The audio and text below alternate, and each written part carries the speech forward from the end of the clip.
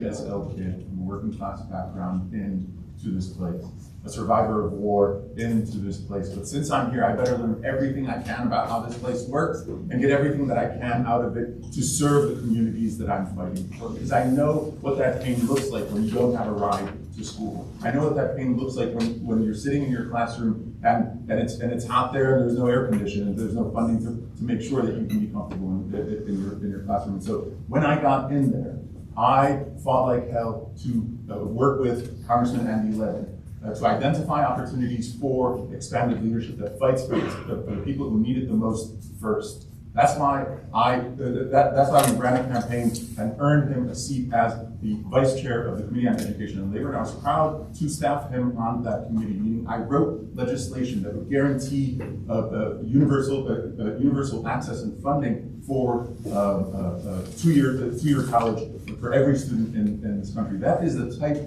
of approach that prioritizes especially those students with the greatest needs that I would bring into this work as your state senator. Thank you. Sorry about that. So state budgets continue to prioritize expanding policing and surveillance infrastructure, even as communities face shortages in housing, mental health care, and violence prevention services. At the state level, would you support shifting funding toward community violence intervention and mental health response teams? How would you structure that shift in state policy or budgeting? Is that what else? Yes. It's something I feel very passionate about. First time I became an incoming chief of staff, it was to a member of Congress who had gotten to her seat, an incoming member of Congress who had gotten to her seat from the movement working to save lives in the aftermath of the police killing of Mike Brown in St. Louis. And we had to grapple with the real question of what does it mean for a movement that is accountable to the people, that is serious about racial justice, to go to the halls of power and govern in a way that is still accountable, it keeps its integrity. It was through working with Congresswoman Cori Bush that we wrote bills at the federal level, like the People's Response Act, which would fund community co-response across this country, and would resist the idea that somehow, if you fund mental health services for those who need them, that is somehow in opposition to law enforcement. In fact, if you poll most law enforcement leaders in this state about how they feel about mental health response, they support funding at massive levels across sheriffs and local law enforcement leaders. And so it is through fighting for and alongside federal leaders specifically for mental health response and community violence intervention programs that I learned that we shouldn't have to pick the false choice between safety or care. We can advance both, and that is the approach that I would advance as our state senator. Thank you for the question. So in my time in the State House, I have voted in support of funding for community violence intervention. At the local level, when I served on City Council in Dearborn, I also voted in support of having a social worker added to our Department of Public Health who travels with, in this case, the Dearborn Police on sensitive calls to homes where we know that there may be pre-existing mental health challenges. And perhaps, an adult or a child in the home may be currently receiving care. They may not have access to that care. It really runs the gamut. But I think that is an incredibly important model, and it's a model that a lot of cities are implementing. We need to see more support for that at the local and the state level. It's critically important. We know that we have underinvested in mental health across the state of Michigan over the course of decades. It's time to course correct. I also want to note this component on police surveillance.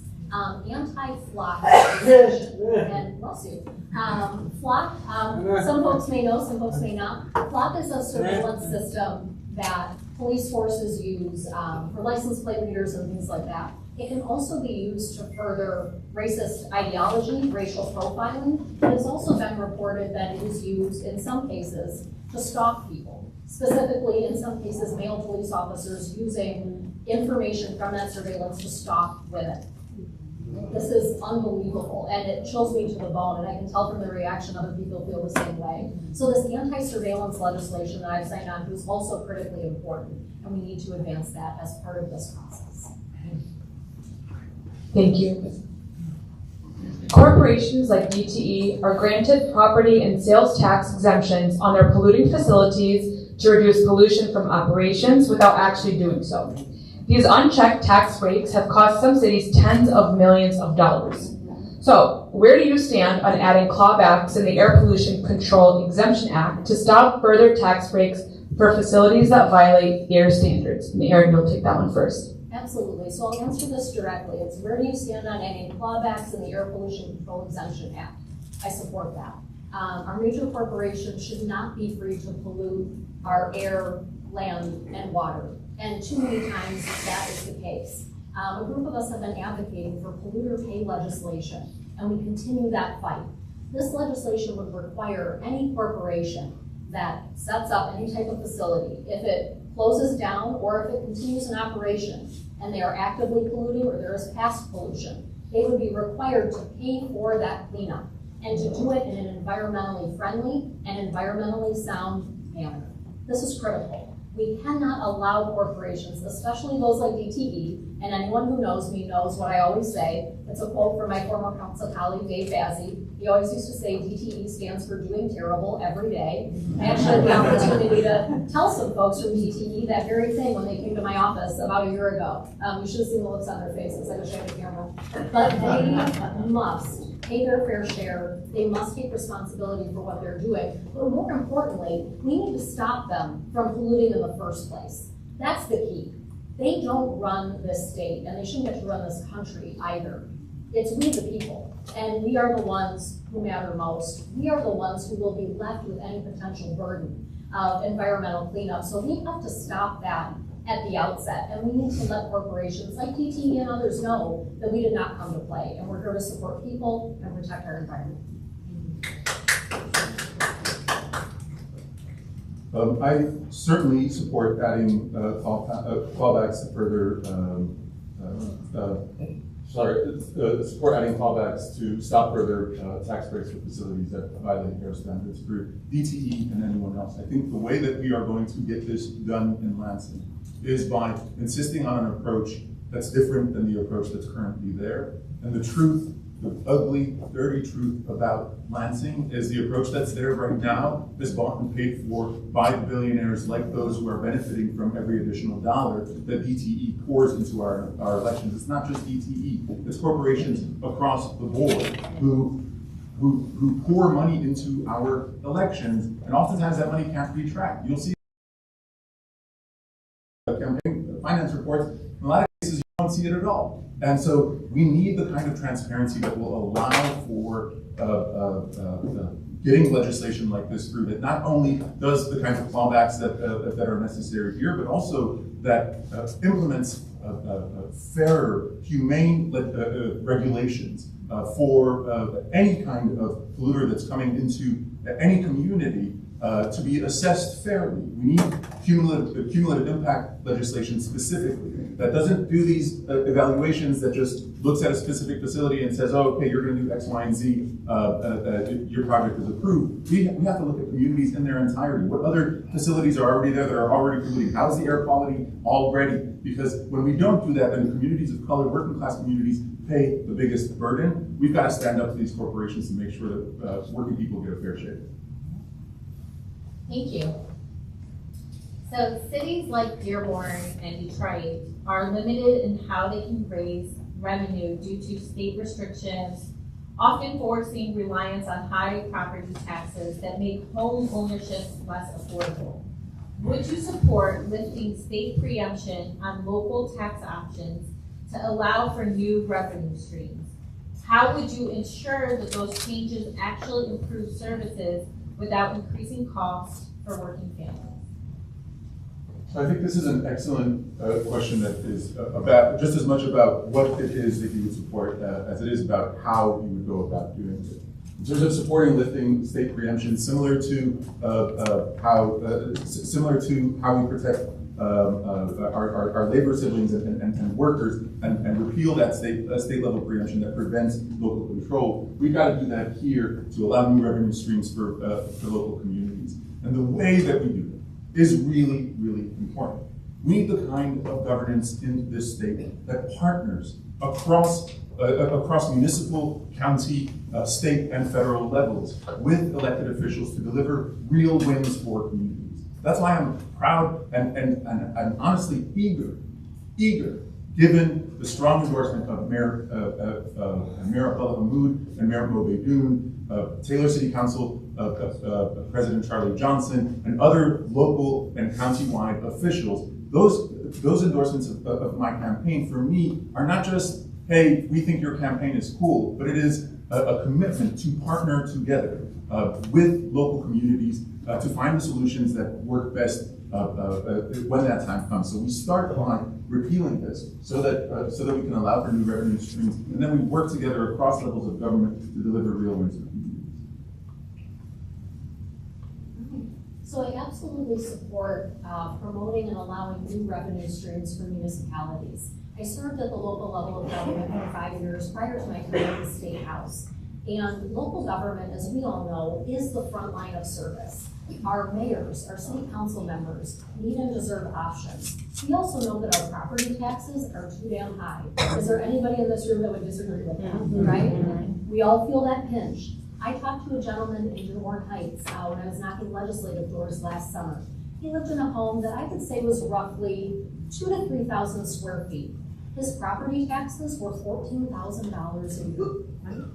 It's unbelievable. I almost tripped and fell off the porch when he said that to me. But I believe it because, again, I've served in that front line of government and I know what that looks like. So we can't continue to disproportionately burden residents with high property taxes, when at the same time, we all would probably say we want people to be able to buy a home, right? We want that to be affordable. We want that to be within reach. But how can it be when the goalpost of property taxes keeps getting moved and it keeps getting higher and higher? So my time in Lansing, I've worked with the Michigan Municipal League, who are strong partners and advocates for local government. I will continue to do that in the state Senate. We have to find ways for multiple levels of government to work together and to ensure that folks in local gov and our front line of service are empowered and that our residents across the state have options. That's really key. Thank you for the question. Thank you. AI surveillance technology has been proven to regularly misidentify people and collect data that is shared with agencies like ICE and private buyers. Would you oppose any surveillance contracts that include sharing data with ICE and the Department of Homeland Security? And where do you stand on Senate Bill 508-510 that protects the private information of residents from ICE and prohibits masked law enforcement officers and designates key public spaces like churches and hospitals as protected spaces from ICE? And that question goes to Aaron first. Thank you for this question. This is so important. So I'll start by answering the second piece first. I co-sponsored and strongly support anti-masking legislation for ICE. We cannot have masked, unidentified, mostly men, pulling up on local neighborhood streets in unmarked vehicles, snatching human beings off the street. And as a woman, I'm sure other folks in the room feel the same way, as a woman, the thought of a masked, unidentified man pulling up in a van and trying to grab me, I'm literally fighting for my life immediately. I'm like shaking right now just thinking about this, because this is something that happens. This is real, and we cannot allow it. So I strongly support and co-sponsor that legislation. I also strongly support Senate Bills 508 through 510, which would prohibit ICE from being in sensitive spaces like hospitals, schools, places of worship. And to be clear, I don't want them anywhere. ICE should be abolished, tongue twister. And I will backtrack a little bit to my time on City Council. In 2019, in my first term, I led the charge alongside a coalition of local students to eliminate a 20-plus year contract that the city of Dearborn had with ICE. It was a reciprocal contract. We got the previous administration to eliminate that contract. That's something I'm very proud of. My record on ICE as an immoral, corrupt, inhumane agency is long, and I'm proud of my track record on that, so I support these bills, and we have to do everything we can to protect people and bring humanity back to this country. Thank you.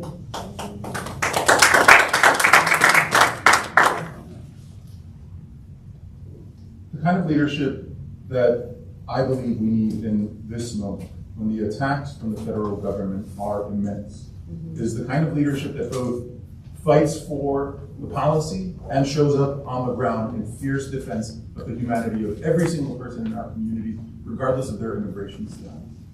We can do that and still insist on fair immigration laws.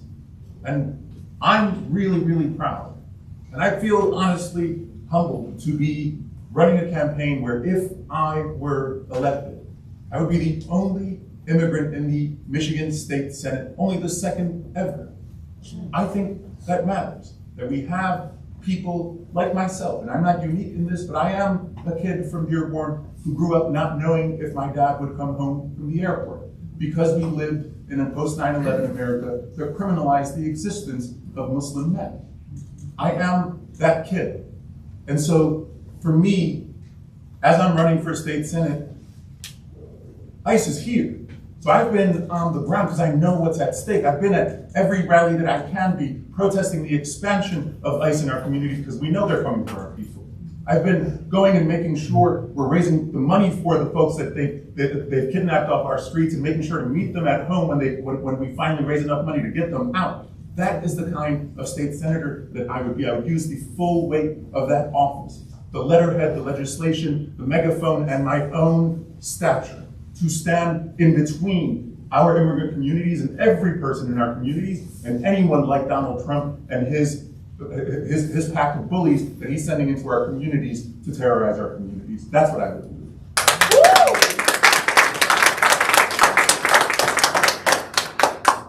Thank you. Michigan schools continue to face funding levels that haven't kept pace with inflation, while districts with resources struggle most to provide adequate facilities, staffing, and support for students. Would you support increasing the foundation allowance to at least $12,932 per pupil and prioritizing equity-based investments like special education, English learners, and at-risk students in the state's budget? How would you ensure these funds are distributed based on need rather than local property law? So, one of the great privileges of my life was getting to work in the United States Congress alongside Massachusetts Congresswoman Ayanna Pressley, who frequently roots our policy work in the simple mantra that the people closest to the pain need to be the ones closest to the decision-making, guiding that policy-making process. And so I think we need that approach in every conversation around our policy, including and especially in education policy. Because we know when we don't adequately fund our schools, it's the special ed kids that pay the highest burden, or bear the highest burden. It's the ESL kids that bear the highest burden, and it's all of our students who pay the price. And so for me, of course, I would support increasing the per pupil investment, but I think we gotta go beyond that. We have a crisis, even here, we're sitting out of school and having them complete their high school diplomas in a month or two, probably using ChatGPT and robbing them of the development that comes from a high school education, a good quality public education. So we've got to fight for increasing the funding, yes, but we've also got to fix the system that is hemorrhaging students from our public schools, that's going to continue to prevent our schools from getting the resources that they need for our students to succeed.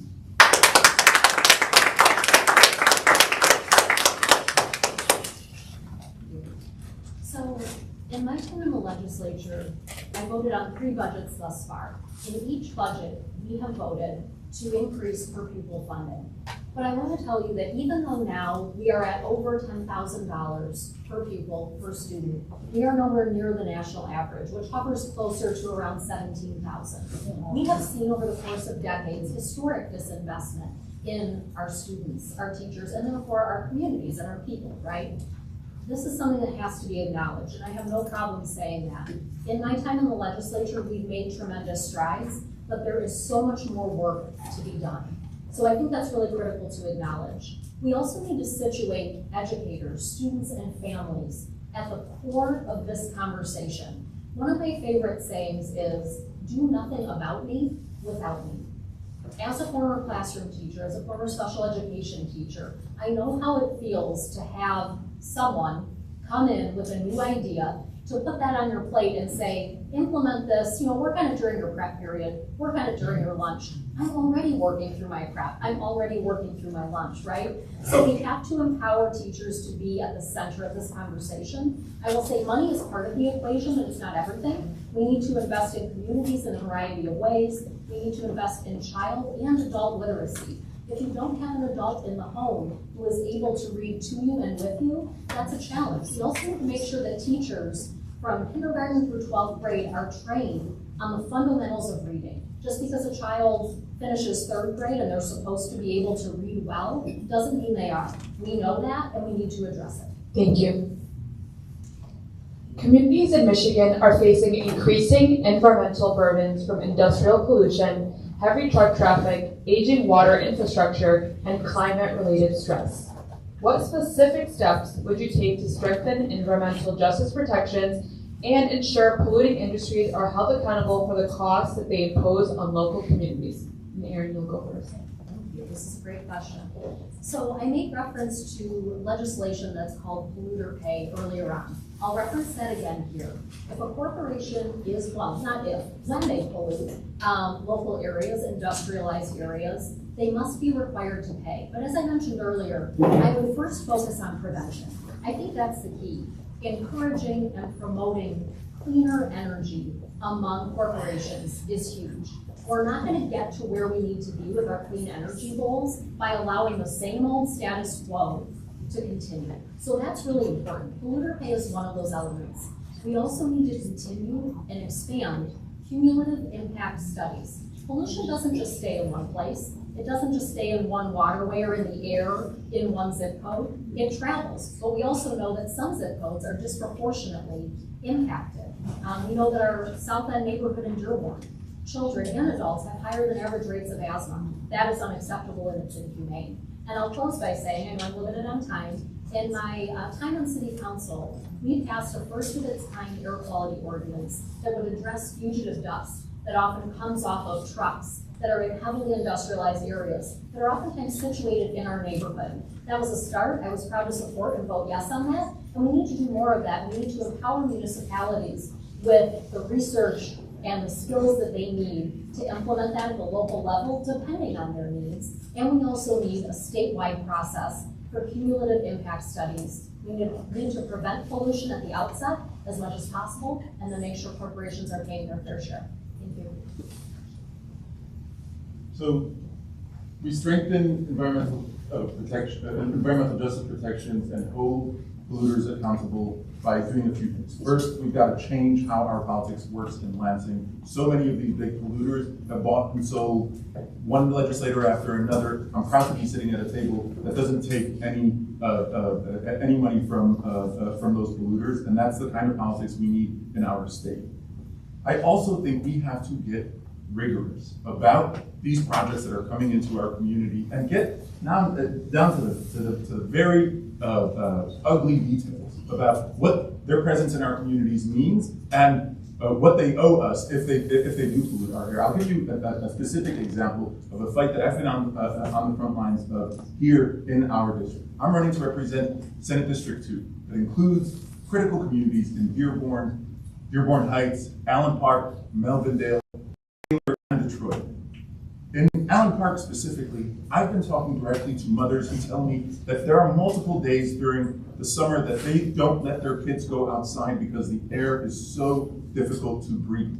And now they want to put a data center in Allen Park that every time the power goes out, their generators powered by diesel will go on and further pollute the air. If you ask the company, how are we going to protect families? They say, oh, don't worry, look at the details.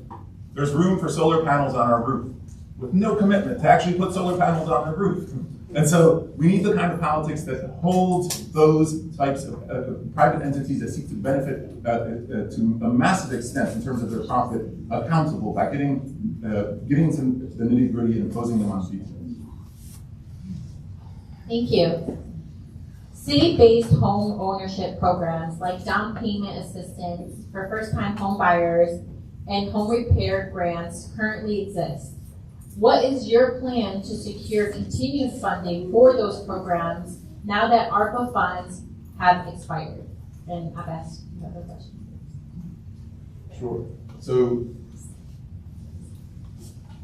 this is the exact type of question that I would love nothing more than to nerd out about with everyone from our Congresswoman Rashida Tlaib, who I have the privilege of serving as her legislative director, to our local mayors and city council members, down to our community members who, and especially those who are renters and first-time home buyers.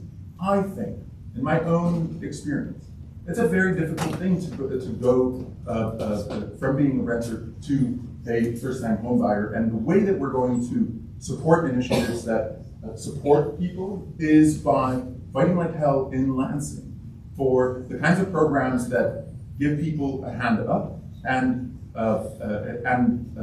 meet their most basic needs, especially as it relates not just to the ability to buy a home, but also to repair homes that need fixing. Thank you. Thank you.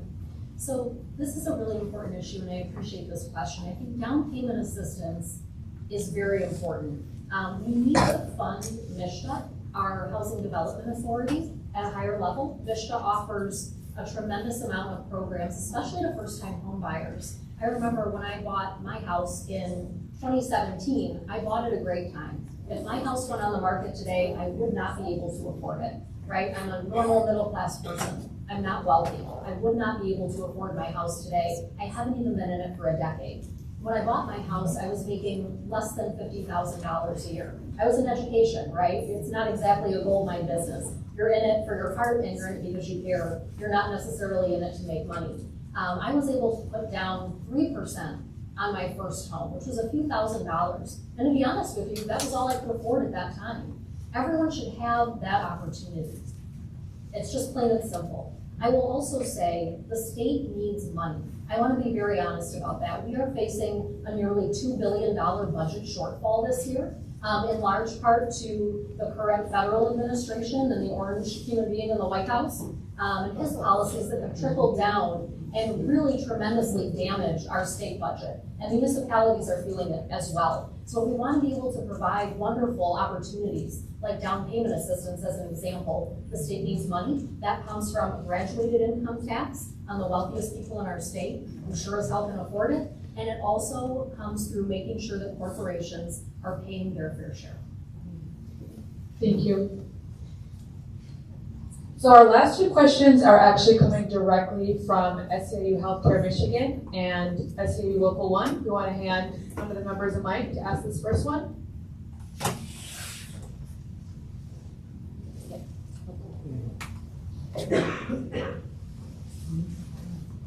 Hi.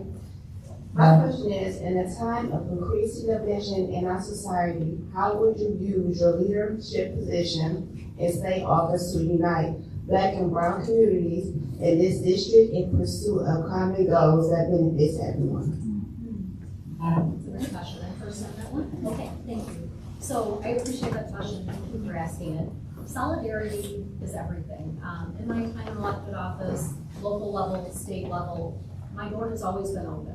I've worked with our brothers and sisters in organized labor to advance, to advance critical legislation that helps promote workplace safety, fair payment for their work, for their skilled labor that they're providing brings to the table. So I think relationship building is critical. I also want to recognize in this question, I am a white woman. So I don't necessarily hold all the cards when it comes to building solidarity between Black and brown communities, but I will say that I will do everything within my power in state government to broker those relationships, to build those bonds to the best of my ability. And I want to learn from and alongside the folks in our community to make sure that I'm doing that in a way that is appropriate and sensitive and that helps advance shared goals. I think that's really critical. We're seeing attacks on folks, especially communities of color, from the federal level on a daily basis. We need folks with the experience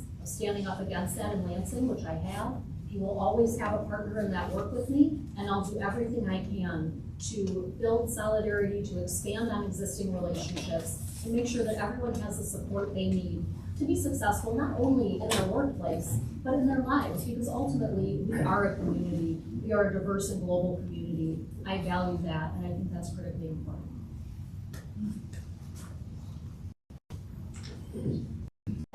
I think that the national parties, to be honest, gain a lot politically when they turn color against each other. And I think they do that at immense rates, specifically when it's a presidential election year. And I think what happened in 2024 is they pit us against each other. They tried to tell me if I cared about putting a stop to the bombs that would take my grandmother's life if they landed just a few meters to the left or right, if I cared about that issue as a president in the presidential election, that somehow I had to give up on our black siblings. And I reject that. I think that there is a game being played in our politics. And it ramps up every 4 years. And it's gonna ramp up again in 2028.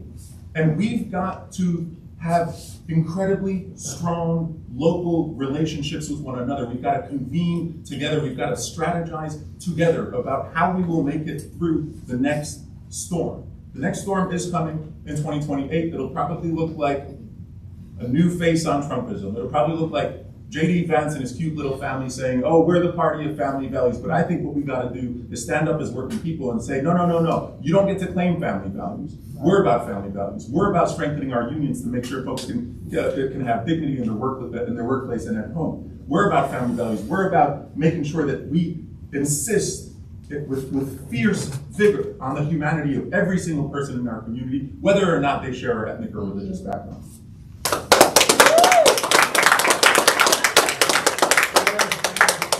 Our next question also is coming directly from an SEIU member.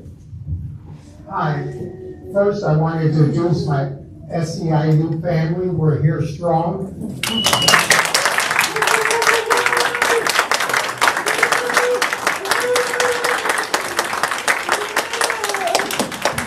I'm a healthcare worker and a member of SEIU Healthcare of Michigan. I'm also a voter in this district. Quickly, I just want to tell my story. My son's 35. He has severe autism, and I've been a single dad the last 29 years. And there's two things I do every day. I give him the best quality of life, and I think of one new thing to help him every single day. And based on that, I have a question. What is your position on raising wages for your home care workers, fully fund the historic home care legislation passed in 2024, and investing in home care by supporting the upcoming contract between workers and the Michigan Department of Health and Human Services? Thank you. And this will go to Abbas first. Sure. Thank you so much for sharing your story and for your work. Thank you to every SEIU member who's here. Home care workers are essential in our economy, in our society, and we know that most of that work, unfortunately, not only is invisibilized, but is devalued. I know this personally. A few years ago, my own grandfather went from being a fully independent individual to someone living with dementia that requires 24-hour care.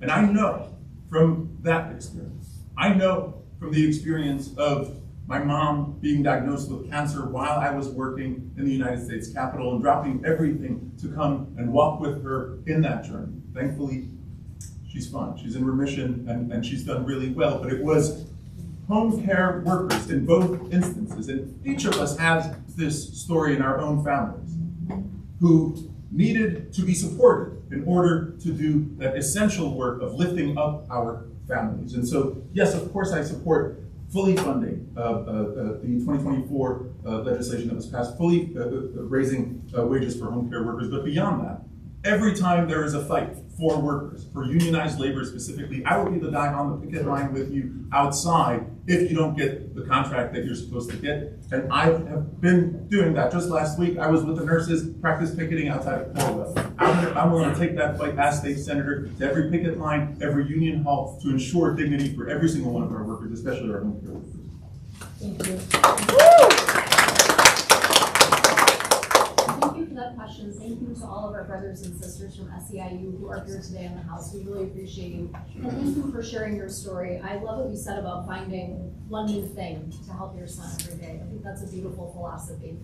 I fully support increased wages for home care workers. I also support the contract with HHS. We know that home care workers fulfill an incredibly valuable role for families, for communities across the state of Michigan. That work is work that comes from the heart. It cannot be understated or overstated, how important your work is. Every single day you wake up and make decisions that impact your son's life, a family member that you may be caring for. This is essential. We need to make sure that folks are well paid and respected. I think we also need to do a better job in Lansing as legislators about educating, working alongside home care workers to educate folks across the state about what that work actually looks like. If you've done it, or if you know someone who has needed that type of care, you understand, but not everyone does. So I think we have a lot of work to do to educate folks so that we can have your back appropriately and make sure that you have all of the resources you need, not only in terms of funding, because pay is essential, but also in terms of your own mental, emotional, and physical well-being. Because this work is so important, you have to take care of yourself as a home care worker in order to be able to take care of a family member or a loved one who needs you. So I think it's a wraparound approach, and again, thank you for sharing your story, and thanks for the work that you do. Thank you. Thank you. That concludes our questions for our state senate candidates. We'll wrap up this segment with closing remarks from each candidate. You each will have 90 seconds, and Aaron, you will be first. Okay. Thank you again to all of our hosts tonight. Thank you to everyone who is here. I really appreciate your time. I know there are so many different places that you could be. It means a lot that you're here with us tonight. So we know that we are at a critical time in our state's history, in our nation's history. And now is the time for courage, community, and bold leadership. If you want a state senator who has literally stared down the CEO of DTE in an energy committee hearing in Lansing, who has voted to repeal Michigan's 1931 abortion ban, traveled to Minnesota to support community organizers fighting back against ICE and the Trump administration, and someone who got the city of Dearborn, my time in local government, to remove former white supremacist Mayor Orville Hubbard's name from a city property for the first time ever. My track record is consistent across the span of over a decade, and it's strong. I'll be ready to hit the ground running for you on day one. I can't wait to get to work for you and to take all of this experience and years of building trusting relationships with community members and voters back to Lansing to be in the state senate. I'll always have your back. I'll never stop fighting for you. I've never taken a dime from DTE or consumers. I'm not bought and paid for by corporate interests. I will continue to take that stance. And I want to thank you all again for being here tonight. Thank you for your time, and I encourage everyone to remain engaged throughout the course of this campaign. Thank you so much. I'd like to start by thanking you and thanking Layla and Dana for your thoughtfulness in moderating. Thank everyone who contributed questions, especially our SEIU workers who are here. With thanks to Detroit Action and Arab Americans for Progress as well. I also want to thank every person who's here, and every person from my family, everyone, my friends, everyone from Aaron's family, everyone from Aaron's friends. This is the work of democracy. It's a privilege to get to be doing it with you all. My name is Abbas Alawi. I'm asking for your vote on August 4th. I'm running to be our state senator because I believe we need to grow the political power and influence of the working class in Lansing. I'm also someone for whom family is everything, and I want to fight for every single person in this district like their family to me. I'm the kid who grew up in this community here on Medicaid and grew up to expand Medicaid at the federal level. I'm the kid who grew up and experienced the bombs that our country sends abroad, and then grew up to write the ceasefire resolution, help write the ceasefire resolution at the federal level to stop those bombs. I'm also the kid who was an ESL student at one point, and it's a privilege to be sitting here specifically at DFT, and we thank our teachers. I'm that ESL student who, because I was good at math and was still learning everything else, skipped third grade and went from second to fourth grade. And it was at that time that there was one specific public educator, Mrs. Marilyn Brown, who poured into me to ensure that my development matched the educational stage that I was in. And Mrs. Marilyn Brown is in the audience today, and I want to thank her.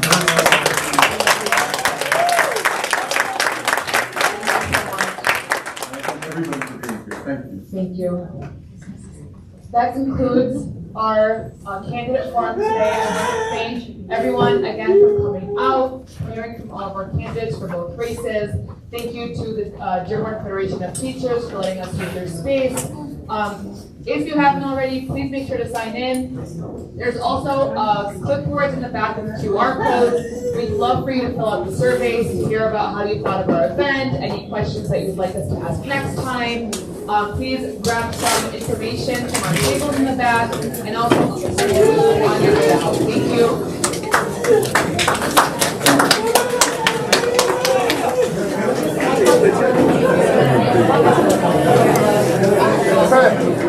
We'll take a quick picture.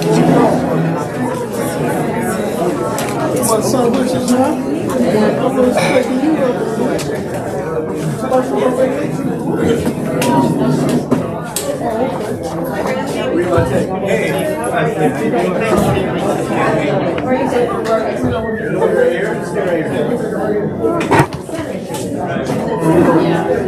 All right, let's get the.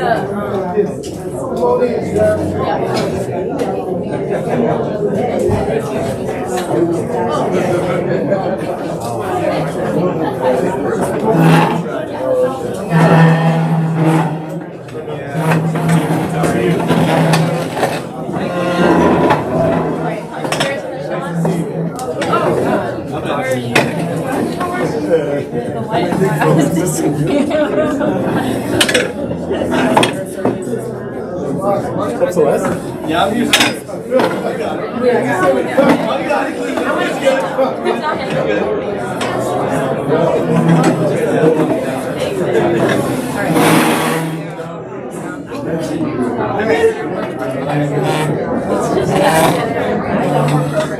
He's taking it right here.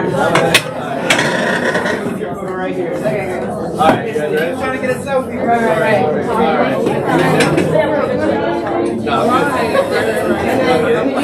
I'm get one. Great, thank you. For sure. There's no point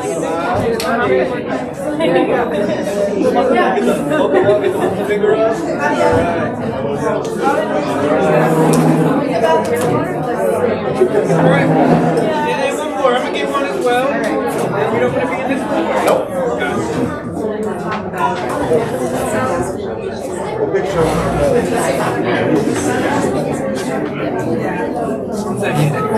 One second.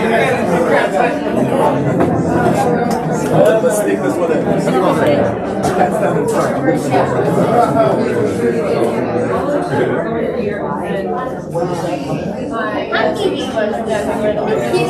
Thanks for organizing. Can I ask, are you planning to do an event for my current house district, 15th?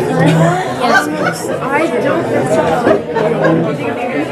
Absolutely. I feel like in a weird way that race is like, I'm being, yes, Leslie Dearborn and Chuck Jalal. That's, I mean, I'm biased. I currently hold the seat, but I think it matters, and I want to make sure that that one's getting its due time. So yeah, Sure. thank you. No, of course. All right.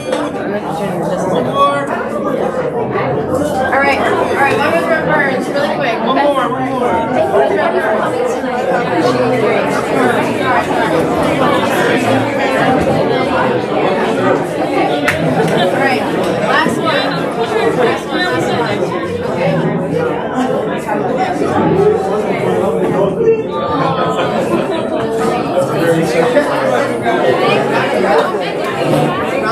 We'll email that over to you. Awesome. Sounds good.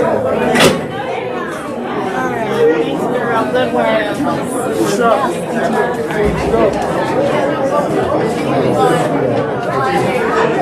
When you stood out, I remember your Never stop.